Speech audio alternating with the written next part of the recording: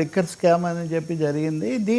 దీని ఆధారంగా పెద్దిరెడ్డి వరకు వెళ్తుంది అన్న పద్ధతిలో నడిచింది. 72 రోజుల దాకా ఆయన జైల్లో ఉంటున్నారు. మధ్యలో ఉపరాష్ట్రపతి ఎన్నిక కోసం మటుకు మధ్యలో వచ్చి వెళ్ళాడు తాత్కాలిక బెయిల్ మీద.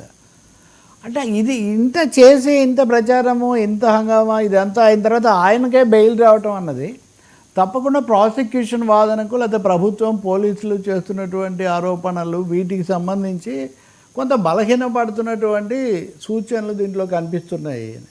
ఈ మాట ఎవరు అంటే వేరే విషయం. ఏసీబీ కోర్టు బెయిల్ ఇస్తూ అలాంటి వ్యాఖ్యలు చేసింది, తీవ్రమైన వ్యాఖ్యలు చేసింది. ఇప్పుడు మిథున్ రెడ్డి చాలా కాలంగా ఉన్నాడు, ఆయన పాస్పోర్ట్ కూడా సరెండర్ చేసి వెళ్ళాడు, మళ్ళీ తిరిగి వచ్చి ఆయన మళ్ళీ వచ్చాడు, తనే సరెండర్ అయ్యాడు. అటువంటిప్పుడు ఆయన ఏదో అయిపోతుంది, ఆయనే పెద్ద కుట్రదారు కాబట్టి ఆయన అంతా తారుమారు చేస్తారు, బెయిల్ ఇవ్వద్దని మీరు వాదన చేస్తున్నారు. కానీ ఆయనే కుట్రదారు అని చెప్పడానికి సాక్ష్యాధారాలు ఇక్కడ బెయిల్ కూడా ఇవ్వకుండా ఉండాల్సినంత సాక్ష్యాలు లేవు. మేము రేపొద్దున ఏమైనా వ్యాఖ్యానం చేస్తే కేసు విచారణ మీద ప్రభావం పడుతుంది కాబట్టి మేము వ్యాఖ్యానం చేయటం లేదు. కానీ బెయిల్ ఇస్తేనే కొంప మునిగిపోతుంది లేదా బెయిల్ ఇస్తేనే ఏదో అయిపోతుంది అంతా మార్చేస్తారని చెప్పదగినంత బలమైన కారణాలు మాకు కనిపించట్లేదు అని ఏసీబీ న్యాయస్థానం అంటే 1-2 సార్లు వాయిదాలే సమయం తీసుకొని మరీ వ్యాఖ్యానం చేస్తుంది.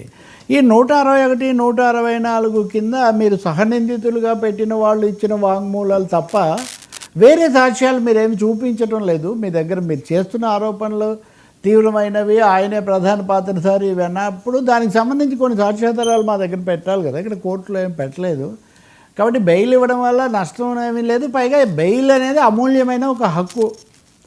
రాజ్యాంగం ప్రకారము న్యాయశాస్త్రంలో కూడా బెయిల్ అనేది ఒక అమూల్యమైన హక్కును మేము ఆయనకు నిరాకరించలేము, మేము బెయిల్ ఇస్తున్నామని చెప్పి మరీ దీన్ని చేశారు. సో వెంటనే వైసీపీ వాళ్ళ మీడియాలో ఈ చంద్రబాబు నాయుడు భేతాల పథకాలు కథలన్నీ కూడా ఒకటొకటి పటాపంచలైపోతున్నాయి. వరుసగా కేసిరెడ్డి భార్య రాజు కేసిరెడ్డి ఆమె భాగస్వామిగా ఉన్న కాలేజీలో డబ్బు పట్టుబడింది, ఇంకెక్కడో డబ్బు పట్టుబడింది, ఇవన్నీ చెప్పారు. కానీ ఇవేవి కూడా న్యాయస్థానాలు వీటి ఆధారంగా నిర్ణయాలు తీసుకోవడం లేదు. వరుసగా ఇంతకుముందు ధనంజయ రెడ్డి, కృష్ణమోహన్ రెడ్డి వీళ్ళందరికీ బెయిల్ వచ్చింది, ఇంకా కొంతమందిదేమో వాయిదాలో పెట్టారు.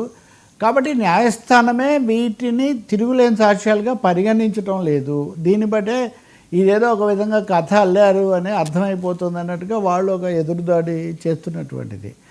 మనం మళ్ళీ చెప్పుకుంటున్నాము, ముఖ్యమంత్రిగానే పదే పకడ్బందీగా చేయాలి, చేసిన తర్వాత అది మళ్ళీ బెడిచి కొట్టకూడదు, ఇలా ఎన్ని చెప్పినా కానీ న్యాయస్థానాల్లో మటుకు వరుసగా మొన్న హైకోర్టులో చేసినటువంటిది అతని మీద పెట్టినటువంటి కేసు సిబిఐకి అప్పగించినటువంటి తీరు కానీ వరుసగా ఒక 5-6 సందర్భాల్లో అటు హైకోర్టులో ఇటు ఏసీబీ కోర్టులో కూడా వినిపిస్తున్న వ్యాఖ్యానాలు. ఏసీబీ కోర్టులో గతంలో కూడా వాళ్ళు చేశారు, మీరు ఎఫ్ఐఆర్లు తయారు చేసి ఎఫ్ఐఆర్ తర్వాత మీరు అనుబంధ ఛార్జ్ షీట్లని మీరు చేసుకుంటూ పోతున్నది వీటి మధ్య పొంతన లేకుండా పోతుంది అని కూడా న్యాయమూర్తి వ్యాఖ్యానించినటువంటి పరిస్థితి.